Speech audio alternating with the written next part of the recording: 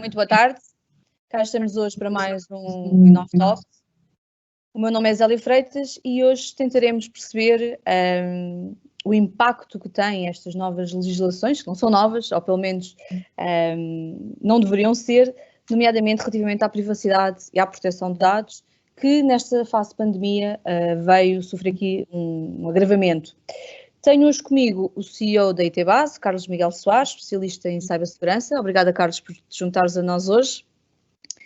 E tenho também João Gabriel, é partner da Mission is Critical, advogado, com formação também na área da engenharia informática e DPO, sendo o presidente da Associação de Encarregados de Proteção de Dados, portanto a tradução portuguesa da terminologia DPO, mas penso que podemos avançar com a DPO, que já é conhecido de todos nós. João, muito obrigada por te juntares a nós.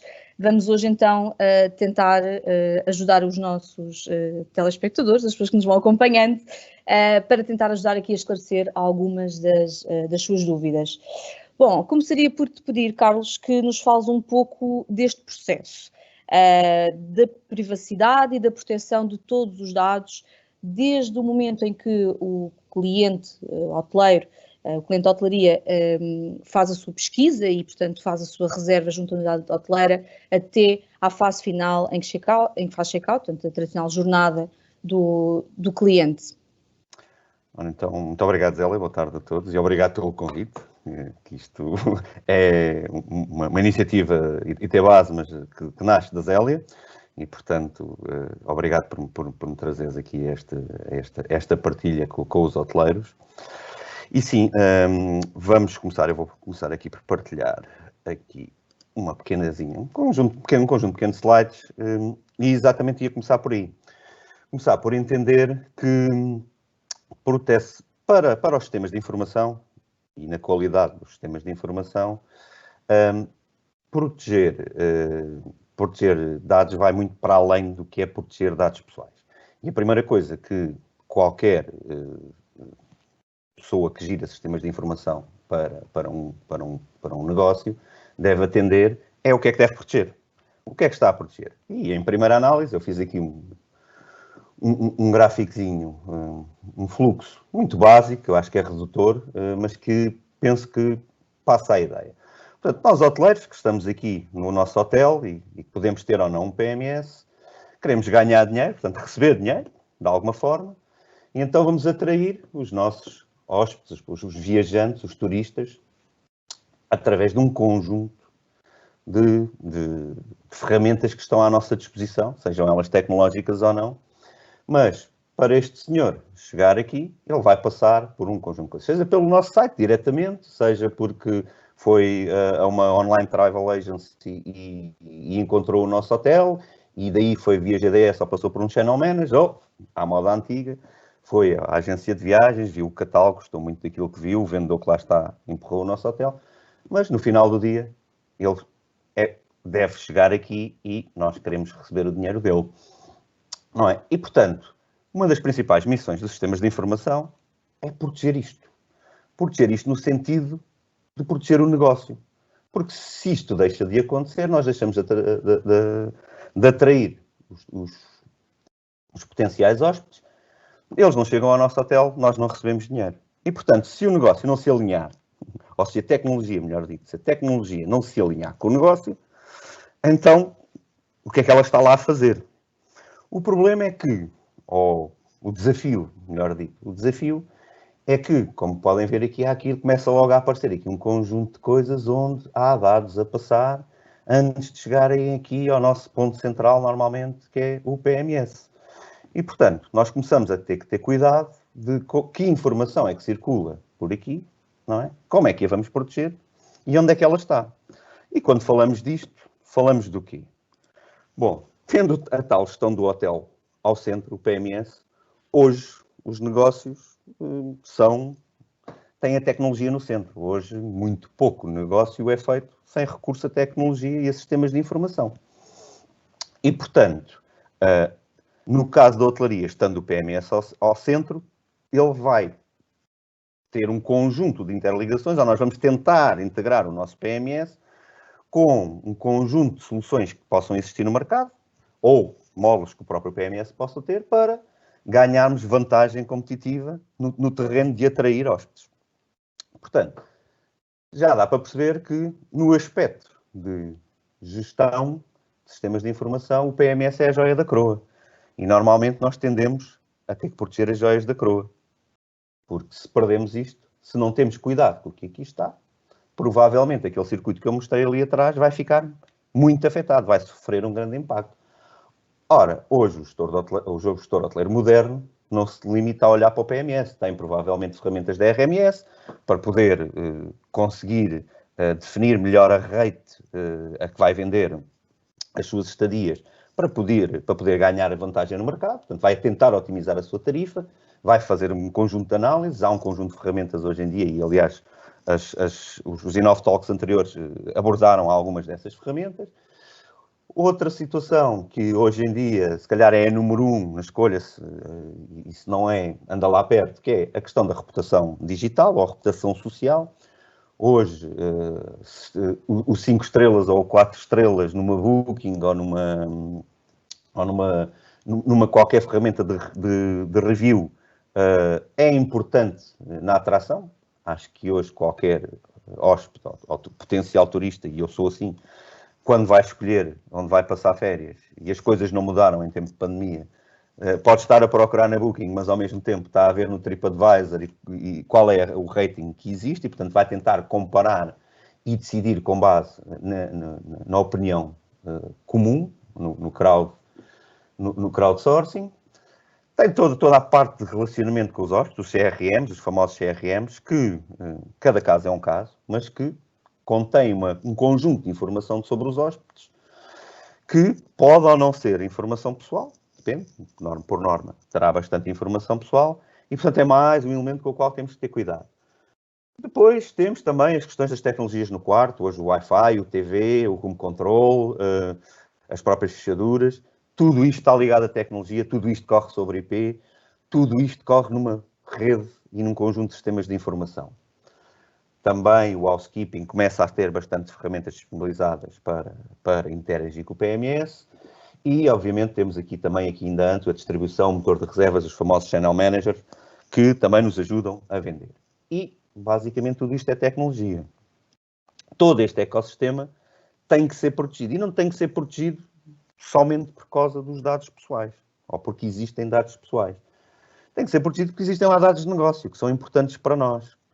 Tem que ser protegido porque se nós perdermos a segurança nesses dados, se não impomos mecanismos de segurança aí, estamos a criar buracos no queixo que mais tarde ou mais cedo nos podem trazer problemas.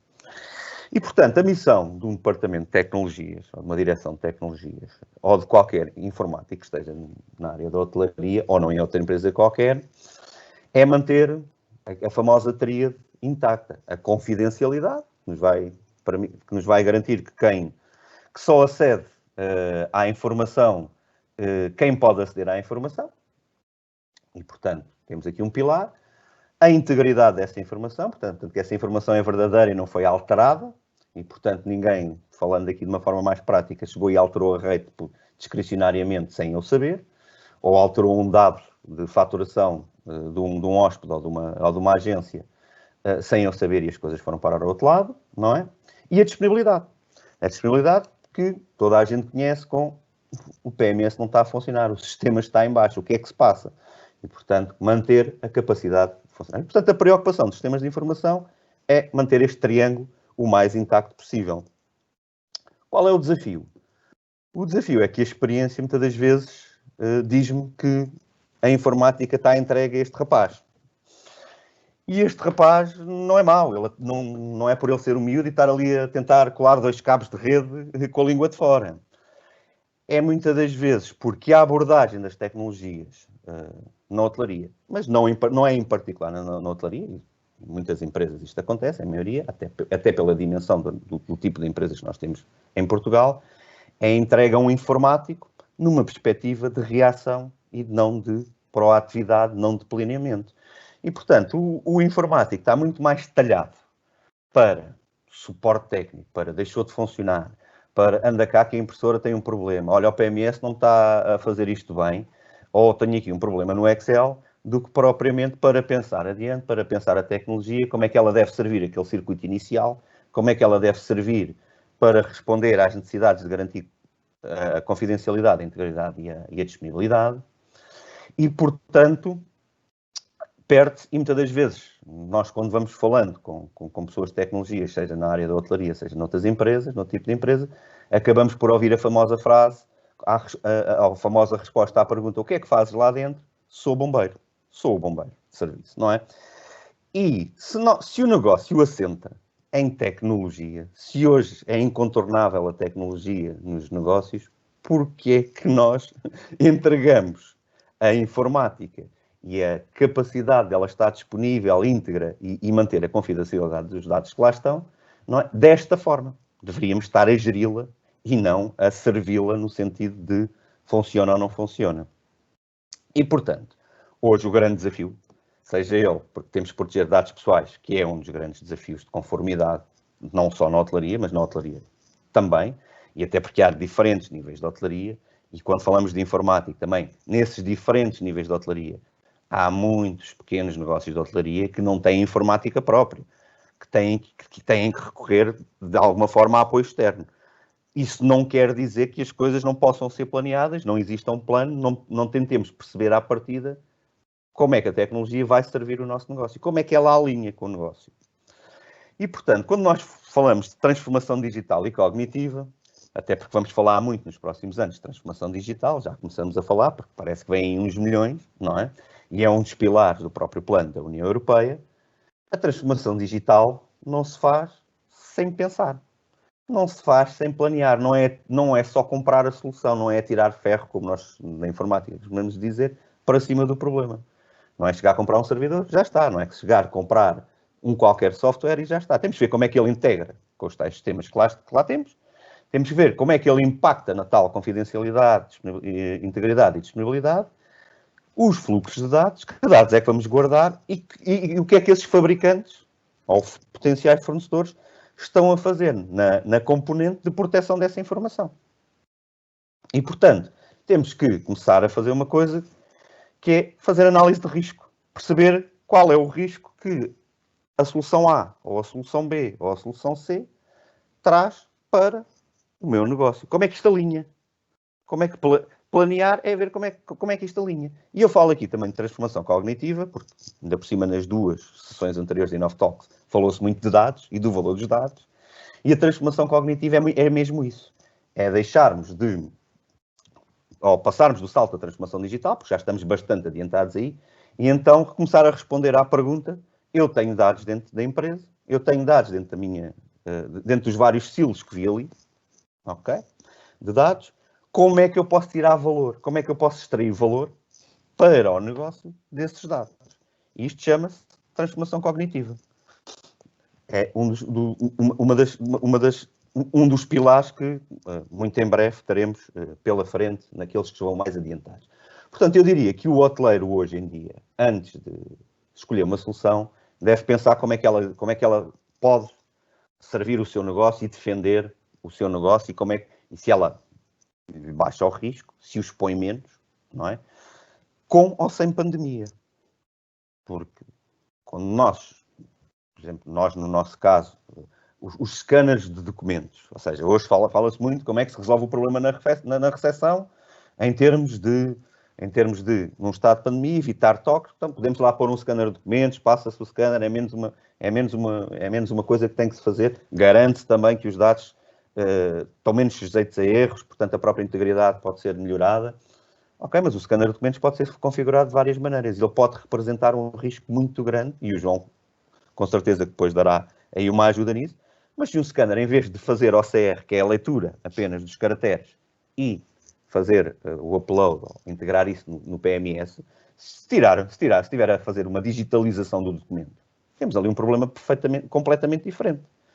E, portanto, é nesta análise que o tal rapazinho da informática, seja ele quem for, chame-se ele diretor, chame-se ele o nosso informático, chame-se o senhor dos computadores, seja a empresa que nos trata disso, é neste capítulo que nós temos que pedir que haja planeamento, que haja capacidade de alinhar com o negócio e de perceber como é que isto impacta no negócio e como é que isto diminui risco, nomeadamente hoje em dia para o Regulamento Geral de Proteção de Dados, que tem multas significativas e basta olhar para uma das maiores multas que foi nestes 2 anos de vida que o RGPD tem, uma das maiores multas que foi passada, foi uma grande cadeia hoteleira. E estamos a falar nas centenas de milhões. Mas há mais. Já este ano, a Espanha também aplicou multas a 2 hotéis. E, portanto, as CNPDs desta vida, ou as autoridades de supervisão desta vida, que andam por aí, não andam a dormir, andam a fazer o seu trabalho. E chegará a hora da hotelaria. E, portanto, nesse capítulo, e também dando aqui um bocadinho de entrada, para depois o que o João poderá ter a dizer, a primeira coisa que temos que perceber é que isto não se resolve out of the box. Não é chegar e vamos ao supermercado e compramos a solução. Não. Existe sempre como é que queremos implementar isto, para que é que isto serve em termos de negócio, como é que isto diminui o risco, ou que riscos é que isto nos expõe e como é que vamos diminuí-los. E, portanto, eu diria que para começo de conversas, ela sem me esticar muito mais, porque senão eu vou por aqui Deste fora. Um bom mote, exatamente. Bom, percebemos então que existem imensos dados em vários momentos do nosso negócio hoteleiro e isto levanta uma série de questões, não é, João? Ajuda-nos lá a tentar perceber como é que um hotel, independentemente da sua dimensão, depois há a questão de uns têm mais capacidades financeiras, mais conhecimentos do negócio ou da tecnologia, mas na prática, de uma forma geral, para que todos nós possamos tentar perceber como é que nós lidamos com isto. Como é que garantimos privacidade e proteção de tudo aquilo que são os nossos dados empresariais e, consequentemente, dos nossos clientes e funcionários. Então, antes de mais, deixe-me agradecer o convite, Zélia e Carlos, para falar de um tema que eu gosto tanto, que é do dia-a-dia de um hotel e, enquanto encarregado de proteção de dados, o que é que nós podemos trazer na operacionalização do dia-a-dia, qual é que é o valor que podemos aportar nesta atividade. Já agora, Carlos, obrigado pela exposição. Vou-te roubar os gráficos, está bem? Não estou a pedir, estou mesmo já a afirmar. Serão entregues já a seguir. Porque em termos de cadeia de valor e de análise de ativos vão ser muito úteis. Nós depois acertamos o cachê no fim, está bem, João? Sim, não se preocupem. Primeiro, deixem-me só apresentar, como a Zélia disse, o meu nome é João Gabriel, eu sou sócio-gerente da MIC, é uma pequenina empresa de uma boutique de proteção de dados e cibersegurança, e nós tentamos oferecer um serviço muito targeted e direcionado aos nossos clientes. Temos uma equipa grande e alocamos pessoas a determinados clientes ou a determinada área para ter certeza que têm o acompanhamento nas suas funções do dia-a-dia. Especialmente na área da proteção de dados e da cibersegurança, alavancados pelas 4 palavras que são as nossas chaves, que é a proteção de dados e segurança, através da confiança e da experiência. Como disse, somos uma microempresa, criada em 2018, com um volume de negócios pequenino. Temos hoje em dia 4 colaboradores, 3 trabalhadores a tempo inteiro e um sócio-gerente que faz isto por amor à camisola, quase. Mas, na verdade, termos uma estrutura pequenina que se adapta aos nossos clientes e a uma área muito específica da hotelaria permitiu-nos pensar a fundo e planear as questões que o Carlos estava a dizer. A nossa atividade é uma atividade de formação, consultoria, estudo e outras relacionadas com a proteção de dados, cibersegurança e gestão, mas temos como missão prestar e ajudar os nossos clientes. E passa desde o aconselhamento até ao controle e auditoria. Isto são exemplos de processos que nós desenhamos e é muito o que o nosso dia-a-dia, o que acontece no nosso dia-a-dia. Nós entramos num hotel, estamos lá durante determinado tempo, normalmente uma semana, a ver como é que as coisas funcionam, para tentarmos, como o Carlos disse, planear quais é que vão ser as próximas ações, como é que vamos melhorar a atividade e como é que vamos cumprir com os requisitos legais. E aqui nós temos 2 tipos de negócio hoteleiro, ou seja, 2 tipos de cliente na hotelaria. Temos os clientes que pensam os nossos hotéis, que pensam nas reservas diárias que vêm através de agentes de operadores de turismo ou que vêm através de reservas diretas no site, e temos outro tipo de clientes, hotéis que têm uma clientela já estabelecida, que conta com todos os anos uma determinada data e um determinado número de reservas através do cliente recorrente. E são dois negócios muito diferentes. Mas os dois, hoje em dia, têm por base dados.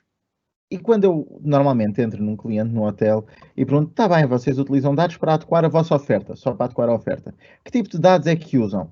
Utilizamos dados estatísticos. Vamos, como o Carlos disse, ver quais é que são os rates dos outros hotéis, as reviews, e tentamos estabelecer um mercado nosso através dos dados.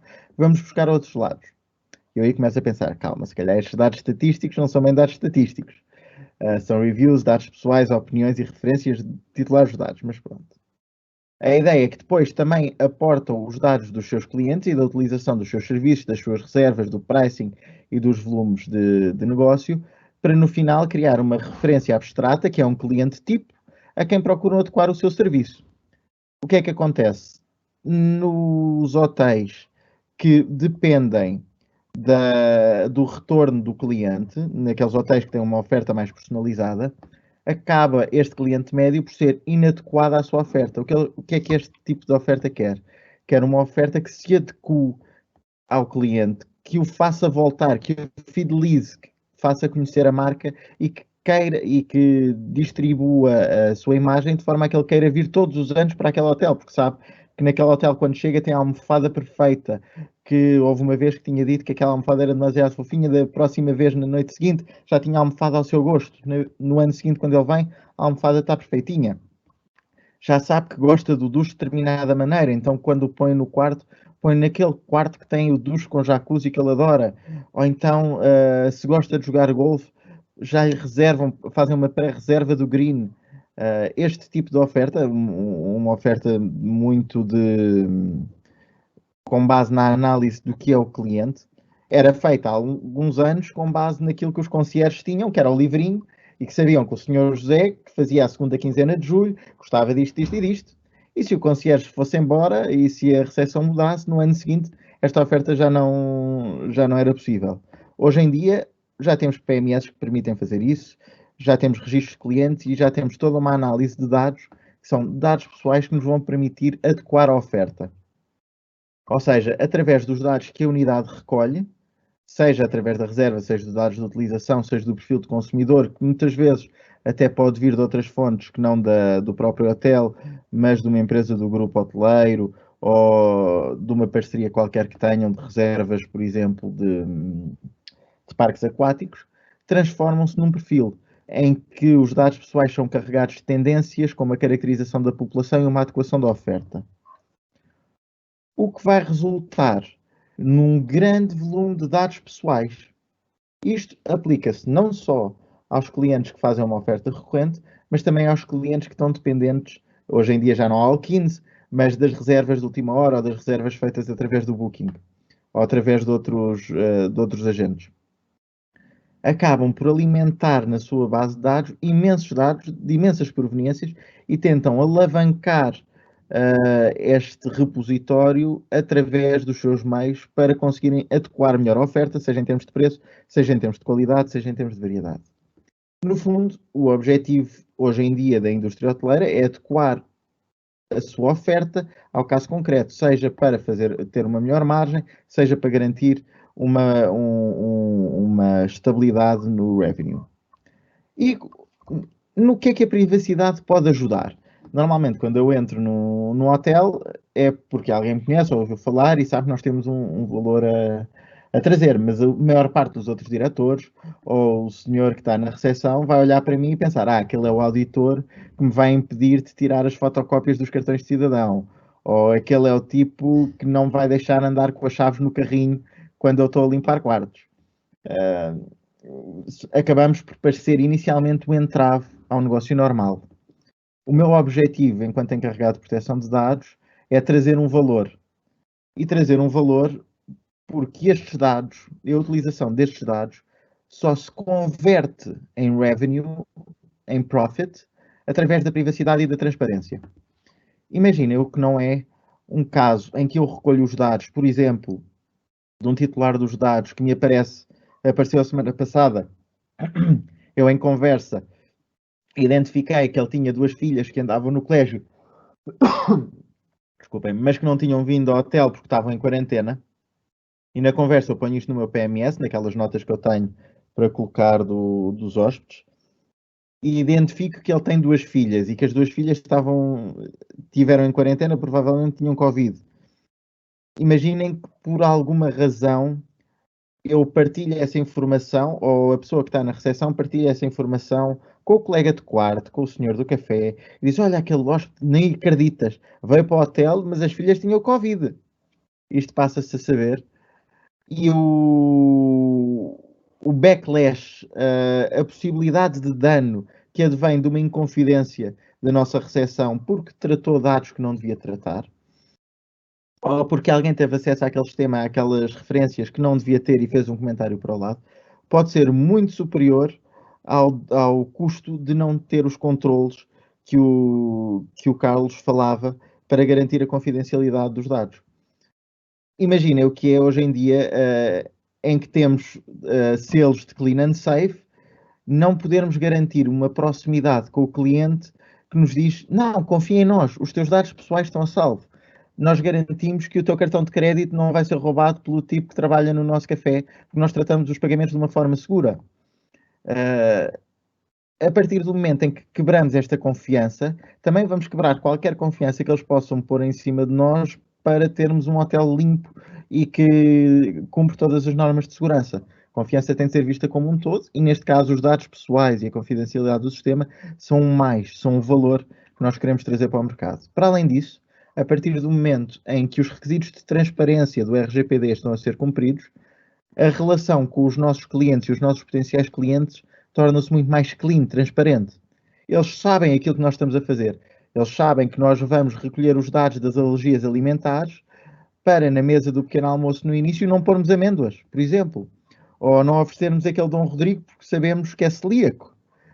Este tipo de dados e a informação de que tratamos estes dados para estas finalidades vai nos permitir aproximar do nosso cliente. E espero que no final, e da minha experiência, é que no final isto se traduz numa better review, numa melhor review nas redes sociais, num retorno mais fácil do cliente, do passa-palavra. Olha, nem imaginas o que é que aquele hotel me fez.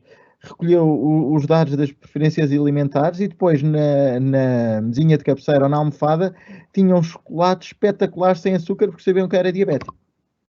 Isto é o género de imagem, é o género de história que alimenta uma marca e que faz trazer maior confiança e transparência nas relações com os clientes.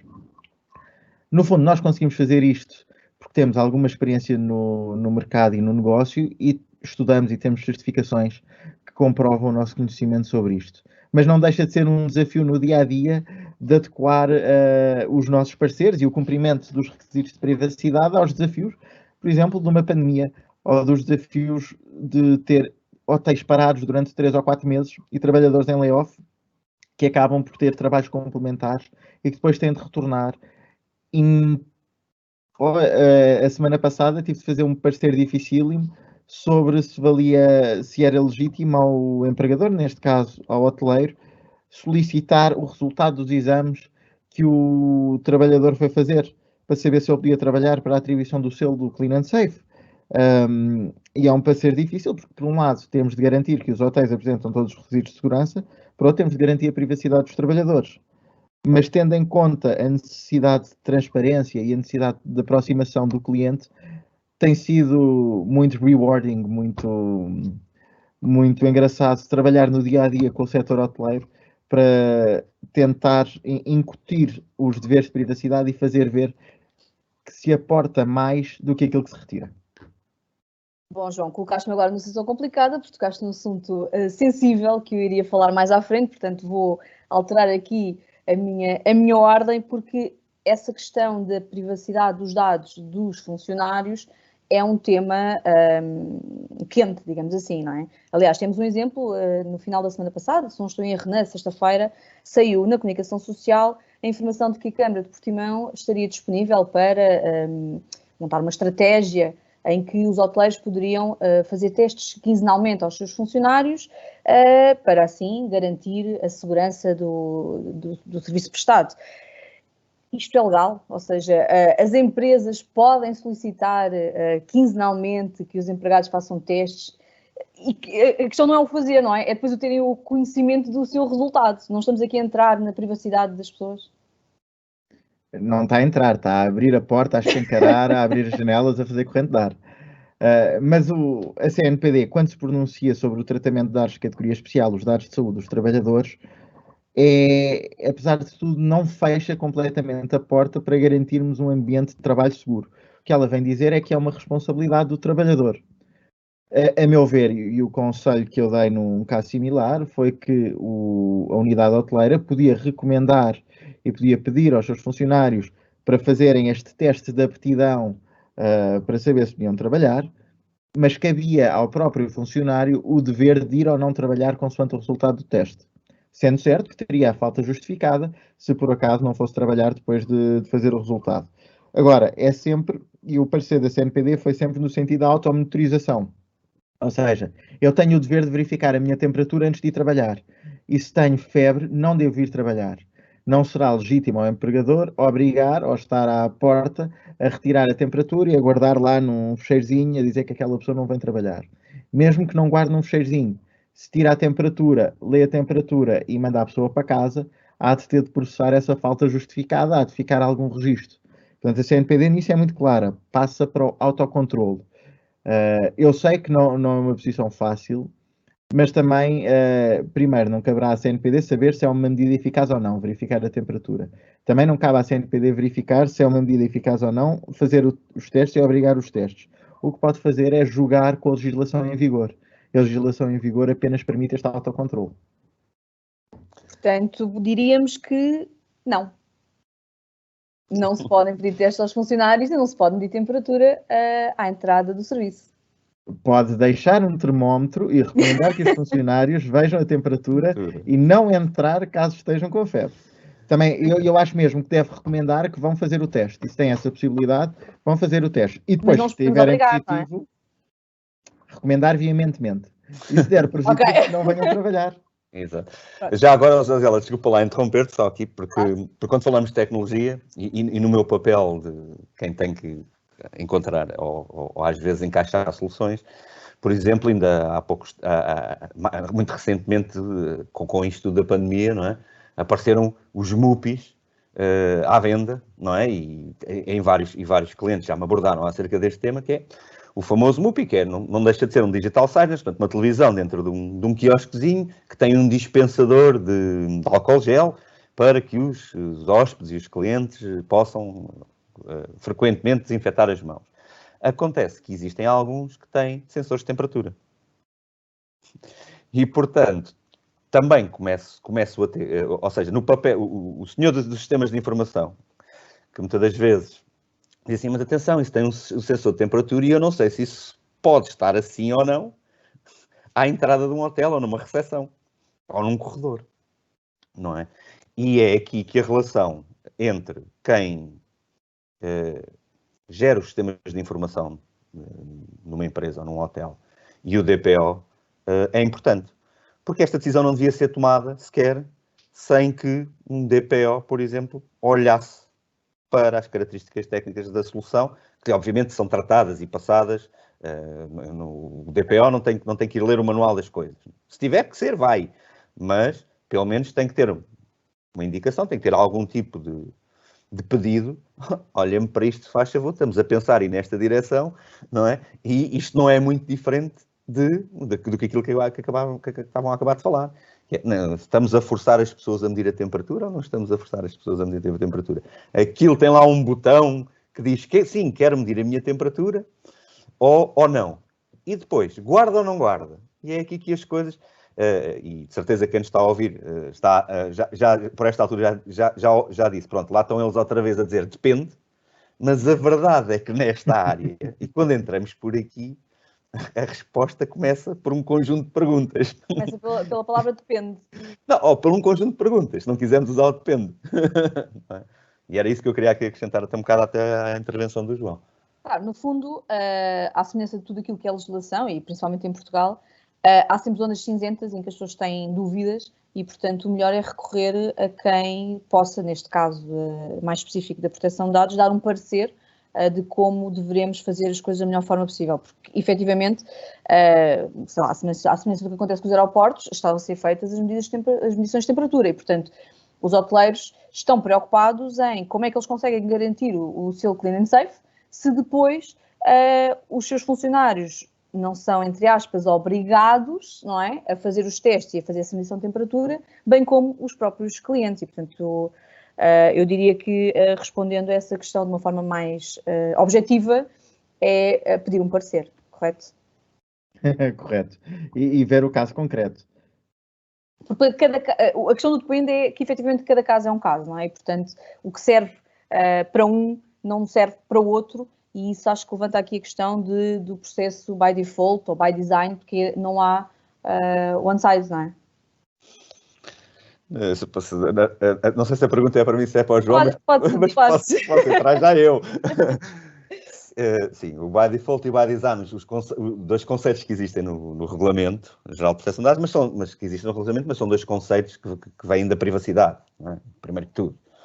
E, portanto, quando nós falamos do by design, eu gosto mais de falar do by design do que by default, vou deixar o by default ali para o João. Quando falamos do by design, aquilo que acabámos de fazer, que foi uma pergunta, ou uma solução, começa por um conjunto de perguntas. No caso da privacidade, é isso mesmo. É antes de começarmos o nosso processo, temos que pôr também o processo da privacidade. Esta solução que estamos a querer comprar, ou este projeto que queremos implementar, seja para identificar um determinado target de cliente, seja para pôr um MUPI ou um quiosque na entrada do hotel, ou seja, para utilizar scanners de documentos, deve abordar as questões da privacidade. Ora, como é que nós garantimos aqui as questões da privacidade? O que é que está em causa? Quais são os riscos? E isto depois deve passar ao DPO, é essa a função. As empresas têm um DPO exatamente para ele se pronunciar, senão ele não está lá a fazer nada, nem sequer a cumprir o seu papel, não é? E, portanto, nós queremos que ele cumpra o seu papel e ele não é inimigo. Tal como a informática ou os sistemas de informação não são inimigos de fazer as coisas, normalmente o que nós queremos é pensar nas coisas antes delas acontecerem para depois não andar tudo a correr e à última da hora e depois não funcionar bem e depois toda a gente olha para os sistemas de informação e diz, isto não está a funcionar. Mas ninguém se lembrou de pensar primeiro ou de avaliar como é que aquilo ajudava ao nosso negócio, em que áreas é que melhorava, que benefício é que nós íamos tirar daquilo e se podíamos fazer aquilo assim. Não é? E, portanto, o by design é o chamado pensar primeiro, agir depois. Primeiro com os olhos, depois com a cabeça e só no fim com as mãos. Não é? João, ajuda-nos lá então com o by default. É um bocadinho no momento da tábua de desenhos onde se está a criar o projeto, o processo, o produto, incutir os requisitos de privacidade desde o início. Por exemplo, este exemplo dos quiosques que têm um sensor de temperatura. Se quando estivesse a desenvolver este quiosque se perguntasse, mas será que eu posso fazer isto de acordo com a legislação de privacidade? Ou o que é mais seguro eu fazer? Será que não se teria pensado em implementar antes de fazer uma transmissão, um API para um PMS, simplesmente apresentar a opção a quem está a medir a temperatura? Olha, a sua temperatura é de X. Se esta operação fosse by default, se estivesse salvaguardado o conhecimento e a transparência perante o utilizador de tudo o resto, creio que seria mais fácil a implementação de uma destas soluções. O que hoje em dia acontece é, olha, o produto é assim, posso instalar? Comprei-o ontem, agora como é que faço para instalar? O que é que eu tenho de alterar?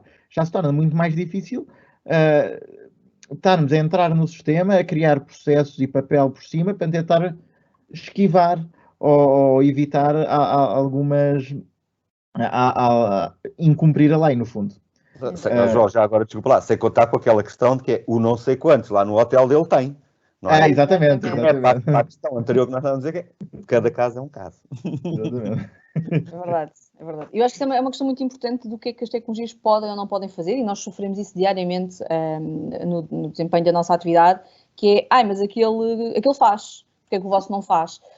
E isto é uma questão que é muito importante, que as pessoas estarem sensibilizadas para aquilo que é a legislação e o cumprimento da legislação e aquilo que, lá está, foi desenvolvido sem ser pensado se podia ser ou não e depois existe no mercado. Olha, Gisele, eu posso dar aí um exemplo também que hoje é incontornável e quase todos os hoteleiros, se não o implementaram, estão em fase de implementação ou estão a querer implementar, que é a questão do pré-check-in. Não é? A utilização da tecnologia para o hóspede, antes de chegar ao hotel, já ter feito o seu check-in e eu limitar-me só a conferir os documentos, porque sim, sou obrigado a conferir, porque a responsabilidade é do hoteleiro verificar se os documentos foram carregados no sistema de forma correta. Essa é uma questão muito pertinente. O facto de, e podemos aqui esclarecer já essa questão antes de continuares, o facto de nós termos formulários de pré-check-in, à semelhança do que acontece quando nós viajamos de avião, quando nós chegamos ao aeroporto, nós temos a mesma que nos identificar e fazer prova de que somos os titulares daquela identificação. E, portanto, o facto de haver formulários de pré-check-in que são enviados automaticamente e que o cliente preenche e devolve, não invalida, ou não retira a responsabilidade da unidade hoteleira de fazer a validação dessa documentação, está bem? Isso acho que é uma questão bastante importante de deixarmos aqui. E o que é que eu ia dizer sobre isso? É que existem 50, 500, 5.000 soluções possíveis para fazer pré-check-in. Quais são as preocupações que sistemas de informação ou um hoteleiro deverá ter para defender o seu negócio e defender o tal circuito que eu falei no início? Estão a circular, nesse processo, vão circular dados pessoais, de certeza, porque nós vamos tentar que o hóspede preencha o máximo possível dos dados da reserva, nomeadamente as questões do CEF, não é? Dos boletins de alojamento, com os dados de identificação, passaportes, por aí fora, dia de chegada. Os hoteleiros estão aí a ouvir-nos, sabem do que é que eu estou a falar, portanto... Não mais dados de cartão de crédito. Não preciso de elencar... dados de cartão de crédito.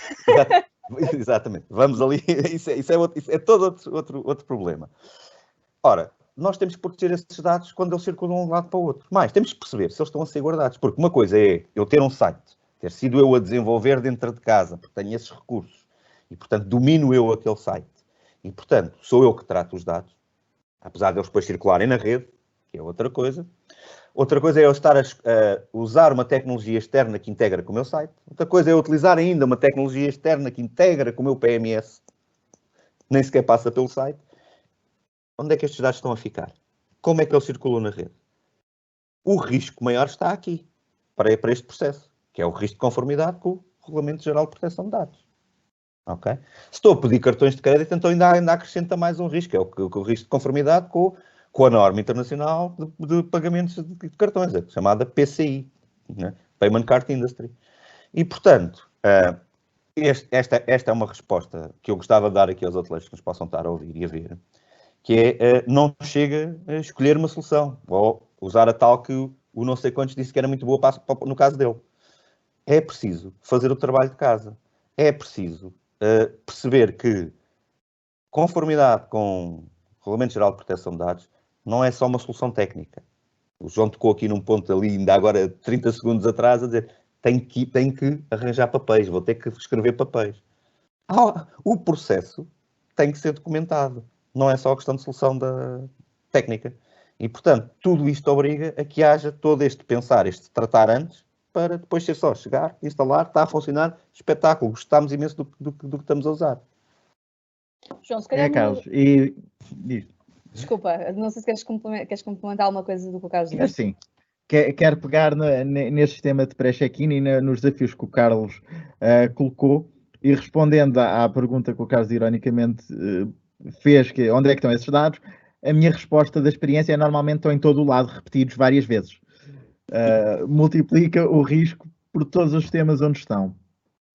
E isto é um problema de planeamento, porque se minimizarmos ao máximo os dados que temos no nosso sistema, sabemos que devemos unificar os repositórios, devemos só guardar aquilo, porque se temos só um diamante para guardar, sabemos onde é que ele está guardado, sabemos quem é que acedeu àquela sala, quem é que foi lá visitá-lo e ver como era bonito, quem foi poli-lo.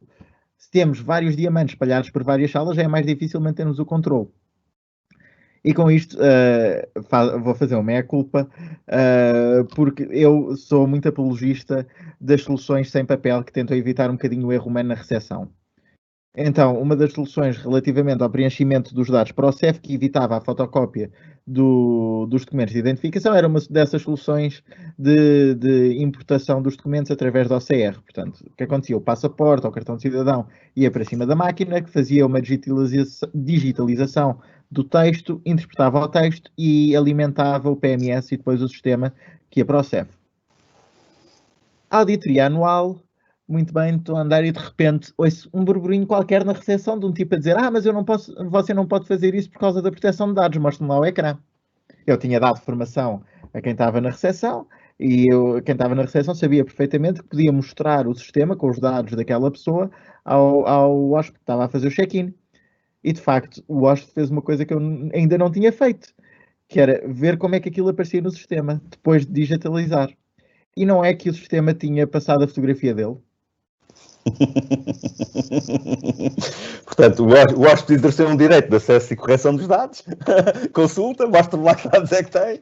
Isto levanta uma questão muito importante, que é quais são os critérios que nós devemos seguir para escolher as soluções tecnológicas. E parece-me que, se calhar, o João, enquanto DPO, pode dar aqui uma visão um bocadinho mais operacional, digamos assim, não é? Do negócio, de como é que, e também para nós não passemos aqui influencers, João, como é que um hotel, e obviamente que isto depois adaptando à sua dimensão e à sua realidade, escolhe as soluções tecnológicas? Como é que eles sabem? Porque na realidade chega lá alguém e diz: olha, está aqui este scanner de documentos, isto puxa os dados e preenche automaticamente do PMS, é isto que eles vendem. Como é que o hoteleiro depois descobre isso, não é? Porque... Então, normalmente, Célia, desculpa, um reality check, mas o bottom line é o preço. Okay? Exato. Mas não é de preço que estamos a falar hoje, estamos a falar de eu sei. Portanto... Mas o que eu quero dizer é que normalmente um parceiro do encarregado de proteção de dados vai ajudar na negociação do preço. Porque se eu vejo uma solução que é desconforme com o regulamento, então quem a vai adquirir tem uma alavancagem para pedir as alterações. Porquê? Porque eu gosto mais de não ver as fotografias. Não, porque é para cumprir a lei, tem de cumprir estes requisitos. Então, na mesa negocial, ter uma avaliação sobre a privacidade e adequação do sistema, no momento em que se está a ponderar a aquisição, é fundamental. Não só porque, de facto, nos permite a nós cumprir a lei, mas também porque traz todos os elementos para a mesa de negociação, permitindo adequar as soluções àquilo que verdadeiramente precisamos. E não estar a comprar uma coisa que daqui a 2 meses temos a CNPD a dizer que não se pode usar. Pois, efetivamente. É essa a questão. Portanto, o que o João acabou de dizer é: perguntem a um especialista. Exatamente. Não é? Portanto, Façam não olhemos para a muitas informática perguntas como aos computadores, não é? Não olhemos para a informática como aos computadores, e no selo Clean and Safe temos que perceber que o safe também toca aqui, na privacidade dos dados e na segurança, não é? Exatamente. E, portanto, perguntem a um especialista. Então, como é que nós... Agora, desculpa só aqui para acrescentar uma coisa que o João vai ter de certeza e que também dá aqui uma questão de dimensão. Quando nós falamos de regulamento de proteção de dados e de 2 anos e pouco de aplicação, a soma total das multas aplicadas, o número 1 é a desadequação a medidas insuficientes, medidas técnicas e organizativas insuficientes para a segurança da informação. Totaliza até agora mais de 335 milhões de euros em multas. Se virmos isto pelo número de multas passadas, em vez de pelo valor, não é? O número 1 é falta de base legal ou base legal errada para fazer o processamento de dados, que tem 121 multas aplicadas num valor de 111 milhões de euros. Pois, são números efetivamente um bocadinho assustadores, não é? Para quem está a gerir a sua unidade hoteleira. Mas era isto que o João estava a dizer, que é: façam a avaliação do risco, porque o risco vai dizer isto. O risco vai dizer: a minha exposição é esta. A verdade, e pelos clientes que tenho o prazer de acompanhar, estão preocupados em ter um boletim de chegada com a checkbox, não é? Para pedirmos autorização, e pouco mais.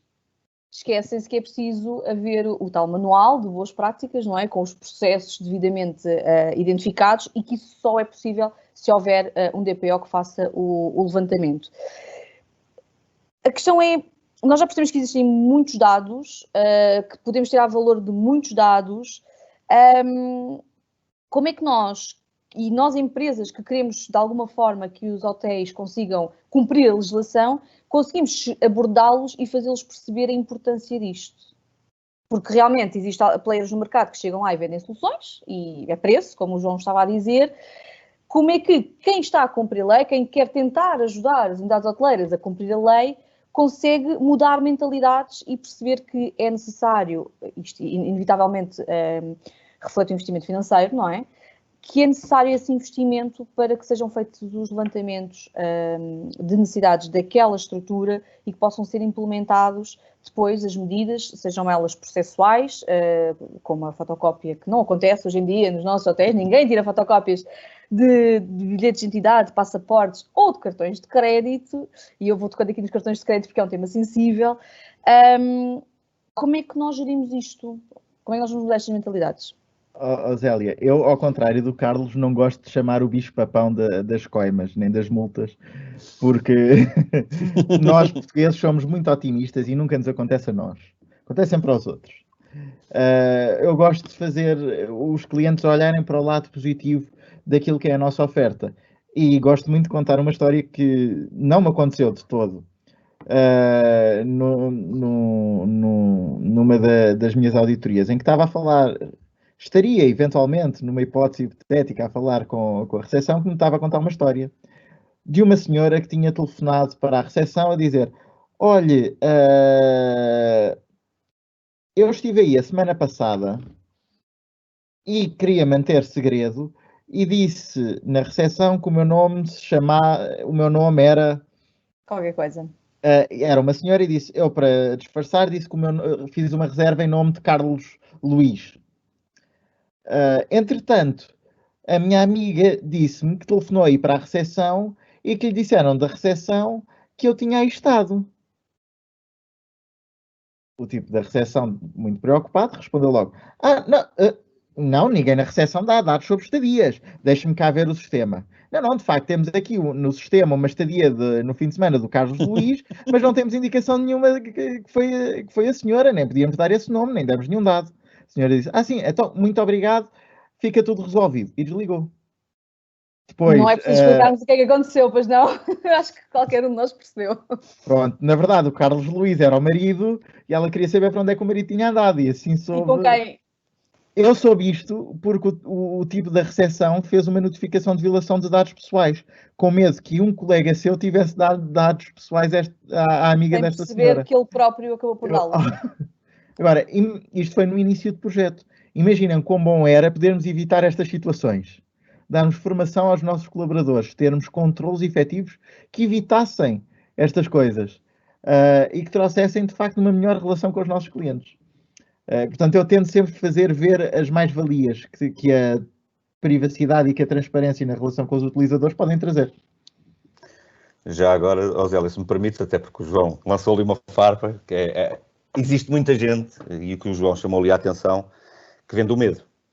Ou seja, quando eu pus estes números em cima da mesa foi para dar uma ideia de dimensão e de que as coisas acontecem e que efetivamente não acontecem só aos outros. Mas a primeira coisa, a proteção de dados, no caso dos sistemas de informação e sobretudo na área da segurança de informação, foi nos grandes amigos, porque veio, obviamente, dar corpo a um conjunto de iniciativas que qualquer profissional desta área tentou durante anos implementar e planear dentro das empresas e sempre naquela base daquilo que estávamos a discutir há pouco, com base no valor a investir, no preço, não é? Foi sempre ficando para trás. Ora, eu acho que nestas coisas, a formação, o treino, e o treino regular às pessoas, porque, como o João aqui acabou de apresentar uma solução, às vezes as pessoas, a tentarem corrigir um erro, criam outro erro. Portanto, isto deve ser regular. O treino às pessoas, porque são normalmente o ponto de falha, porque os sistemas técnicos, nós vamos afinando. E não compramos sistemas da NASA, e até a NASA pode ter um problema de segurança de informação, mas esse nós vamos afinando. As pessoas são mais permeáveis, e a engenharia social, não é? A chamada engenharia social é das coisas que mais acontece, e não só nestas questões da privacidade, porque pode haver atores maliciosos que queiram roubar informação, mas os próprios serviços de segurança o que mais utilizam não é a engenharia social, porque o fator humano ainda é o mais fácil. É mais fácil perguntar às pessoas qual é a password delas, porque elas dizem, não é? Agora menos, mas durante muito tempo era assim, do que executar um ato técnico de hackear um computador para ir descobrir a password, não é? Mas, bottom line é isto, o planeamento, o risco, o olhar para um business case, perceber a coisa do ponto de vista do impacto ok, eu vou gastar tanto, mas protejo. O identificar os meus ativos principais. Porque, o João tocou no assunto. Os dados estão espalhados por 50 sítios, estão em todo lado, como o João disse. Então, uma das coisas que eu tenho que saber é o que é que vou proteger. Então, a primeira coisa é identificar onde é que estão os dados e que dados é que são.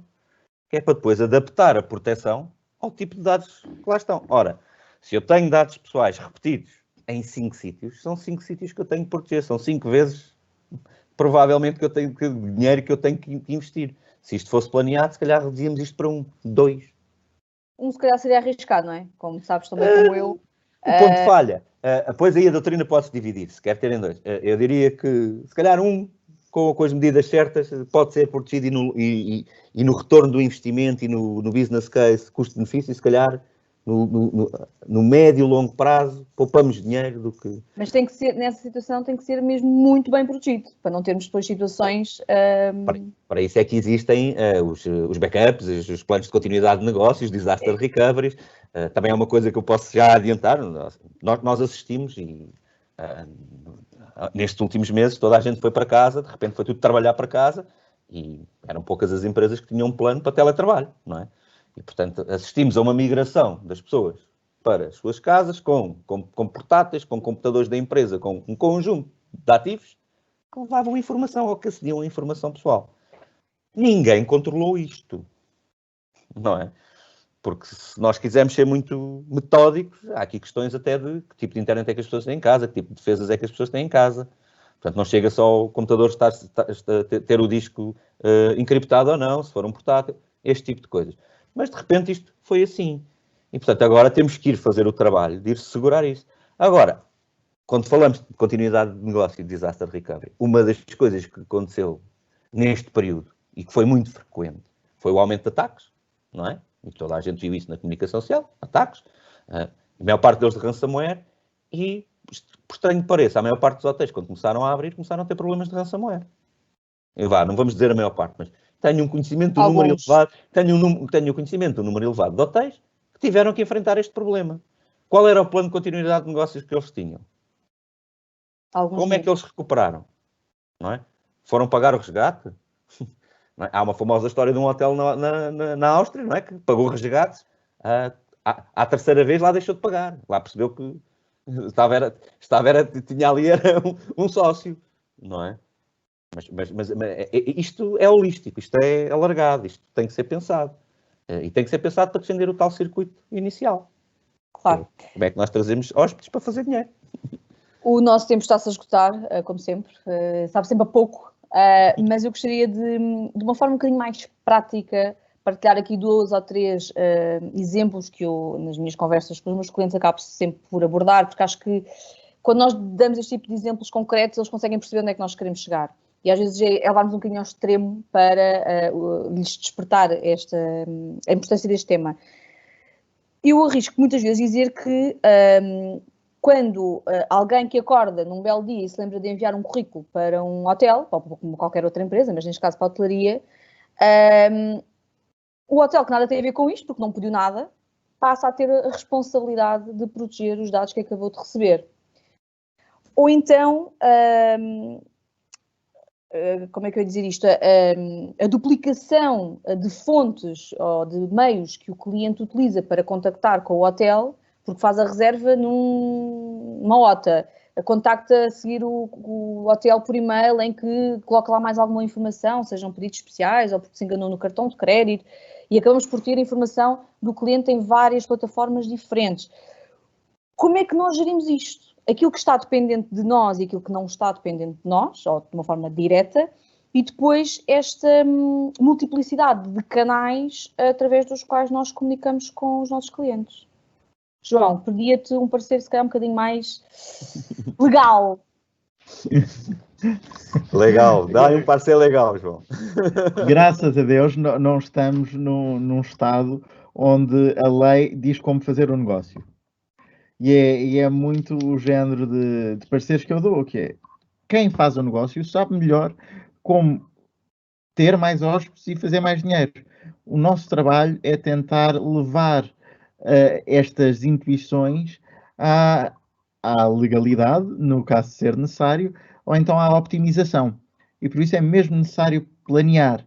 prever, atuar e depois monitorizar aquilo que está a ser feito. Porque se o gestor de negócio, o gerente, o diretor, agir no âmbito de um plano, pensar as ações, avaliar as ações que toma para saber se deve reformulá-las ou não, e depois medir exatamente quanto é que aquela medida lhe trouxe, terá um proveito muito maior do que se fizer as coisas porque aquele amigo fez. Porque tem um sistema que lhe vai permitir melhorar sempre a sua atividade e vai permitir trazer sempre mais clientes, gerando uma maior margem. Portanto, como o Carlos disse no início, planear é fundamental, mas também medir e monitorizar aquilo que é feito.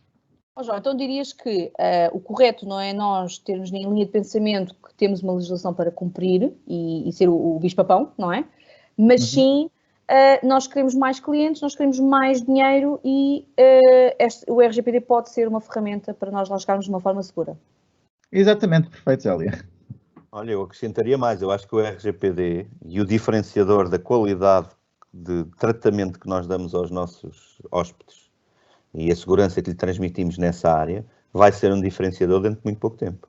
Isto porque dados pessoais não é só os dados do cartão de crédito ou do passaporte ou do cartão de cidadão. Nós, quando falamos de dados pessoais, falamos de preferências, falamos de informação pessoal de agregados familiares, de datas de estadia, preferências de localizações, tudo isto. Os dados de navegação. Os dados de navegação, não entramos na questão da utilização da internet da unidade hoteleira, mas se calhar eu deixaria, porque efetivamente estamos aqui já em cima do nosso tempo, o alerta para as pessoas perceberem o que é que são dados pessoais e tentarem fazer uma análise daquilo que é a jornada do seu cliente e todos os pontos onde nós tocamos com dados pessoais. E o Carlos agora muito bem disseste a questão da navegação, portanto a utilização do telefone pessoal dentro da unidade hoteleira, atenção que existem dados pessoais aqui. Exato. Tanto a utilização do telemóvel como o envio de mensagens a dizer que às 9 da noite há um concerto no restaurante, até à ligação do Bluetooth ou do Wi-Fi.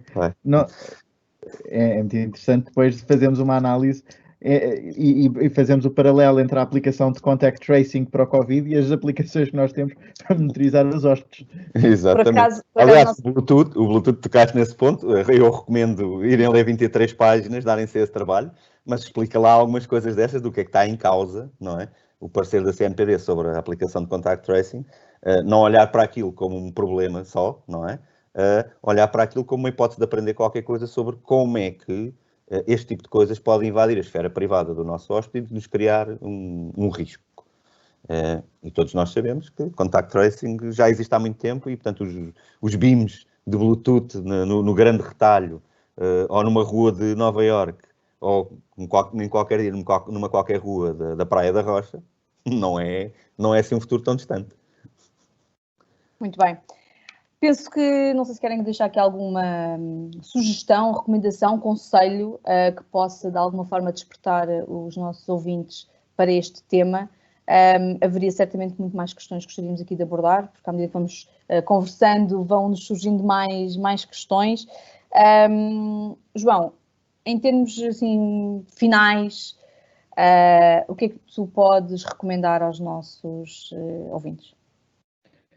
Só voltar a frisar aquilo que tentei abordar no início, que cada vez mais saber quem é que são os nossos clientes traz um valor ao nosso negócio. E a relação que temos com eles só vai ser exponenciada se respeitarmos as limitações legais e se mostrarmos que estamos a respeitá-las.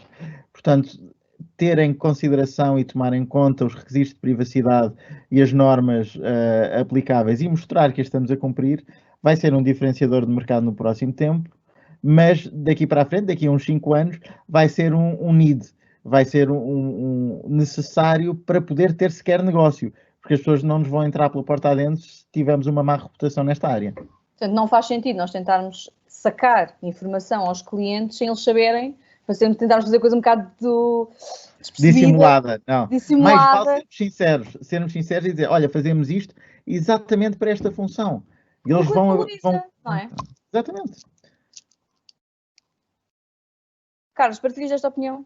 Claro, aliás, pego já aí nessa última palavra, a sinceridade, que a sinceridade é essencial, a transparência é essencial, e a transparência não é essencial somente com o hóspede. Aí é ponto de honra, eu diria, do futuro, e a tecnologia cada vez mais é incontornável e cada vez mais nos permite chegar mais longe e melhorar e trazer e afinar melhor a forma como vamos obter receita para nós. Mas dentro de casa, a sinceridade também é importante. Tanto os diretores de hoteleiros como os diretores de marketing, estamos aqui dependendo do tamanho das organizações que estamos a falar. A pior coisa que pode acontecer a quem regula sistemas de informação ou até um DPO é que quem está a querer montar uma nova estratégia não seja sincero também. E não nos diga tudo o que pretende, porque nós não estamos cá para complicar. Estamos cá exatamente para fazer aquilo que o João disse. Compatibilizar isto entre o negócio e a legislação. Ok? Mas, sobretudo, pensar como é que o negócio vai conseguir atingir aquele objetivo e, se não for desta maneira, há ou não tecnologias e formas alternativas de lá chegar que atinjam o mesmo objetivo com o mesmo resultado. E isto é o mais importante. Isto obriga, obviamente, a refletir, medir, ter conhecimento e ser o mais transparente possível neste tipo de análise. Sim, a verdade é que já existem imensas soluções no mercado para os vários momentos da prestação do serviço hoteleiro que ajudam a prestar um serviço melhor e a tentar termos aqui um aumento do nosso profit, mas é extremamente importante, acho que é importante referirmos isso, perceber o que é que a solução faz, para não acontecer como o João partilhou um bocadinho a questão da fotografia, nós sabemos exatamente o que é que estamos a adquirir, qual é o seu potencial e, muito importante, a integração das soluções para que não haja então as 5 bases de dados dispersas pela estrutura. E se calhar frisar que quando nós criamos uma folha de Excel com alguma informação sobre os nossos clientes, isso são dados pessoais. E, portanto, essa folha de Excel que está no nosso computador portátil, que levamos para casa e que anda a circular, é um risco e que tem que ser devidamente protegido. Portanto, sugerimos que não tenham uma criança, usando aqui a imagem que o Carlos partilhou, a tomar conta da estrutura informática. Numa primeira instância é efetivamente um custo, é a primeira coisa que nós hoteleiros visualizamos quando recebemos uma proposta, mas é preciso pensar um bocadinho mais além, porque os impactos, não só do bicho-papão das multas, mas o próprio impacto operacional, como partilhámos há pouco, temos conhecimento de várias situações de perda desse diamante, e o impacto para o negócio é extremamente elevado, porque perdem-se reservas, perdem-se histórico de clientes, perdem-se faturação, entramos em alguns incumprimentos legais, nomeadamente a nível fiscal, e isto pode representar um custo demasiado elevado que não há necessidade de o corrermos. Portanto, sugerimos, eu penso que se não quiserem acrescentar mais nada, terminávamos com esta ideia de pensarem no vosso negócio, onde é que querem chegar, como é que lá querem chegar, e se basearem em tudo o que é informação disponível e em tudo o que são os profissionais do setor, nomeadamente os DPOs, mas também as empresas de apoio informático, para que em conjunto consigam encontrar uma solução adaptada àquilo que é a realidade de cada um e que consiga depois atingir o objetivo empresarial. Então, boa tarde, obrigado. Muito obrigada pela vossa participação. Eu penso que deixamos aqui em aberto, tocamos aqui em alguns temas que podem ser um bocadinho mais aprofundados, nomeadamente a nível da cibersegurança, que convidaríamos provavelmente a retornarem à minha mesa para voltarmos a discutir este tema numa outra ótica. João, muito obrigada pela participação. Carlos, muito obrigada. Obrigado. Voltaremos a falar. Obrigado, boa tarde. Obrigado, boa tarde.